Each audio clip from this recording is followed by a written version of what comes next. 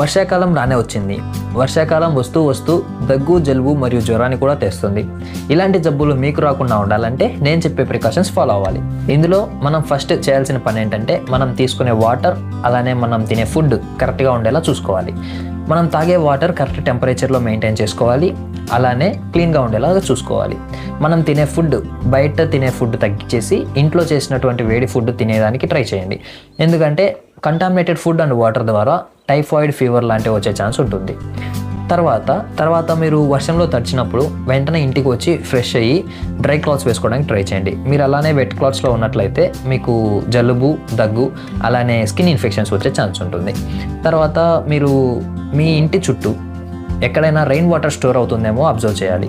ఎక్కడైనా rain water store అవుతుందని తెలిస్తే వెంటనే దాన్ని క్లోజ్ చేయడం కానీ లేదంటే మున్సిపల్ వాళ్ళకి ఇన్ఫార్మ్ చేయడం కానీ చేయండి. ఎందుకంటే ఎక్కడైతే రెయిన్ వాటర్ స్టోర్ అవుతాయో అక్కడ మస్కిటో బ్రీడింగ్ జరుగుతుంది. మస్కిటో బ్రీడింగ్ జరిగిందంటే మీకు మలేరియా, డెంగ్యూ, టైఫాయిడ్, ఇంకా కాలాజార్, చికెన్ గున్యా ఇలాంటి డిసీజెస్ వచ్చే ఛాన్స్ ఉంటుంది.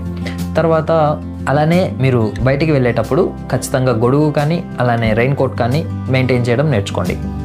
తర్వాత రెగ్యులర్గా హ్యాండ్ వాష్ ప్రాక్టీసెస్ చేయండి.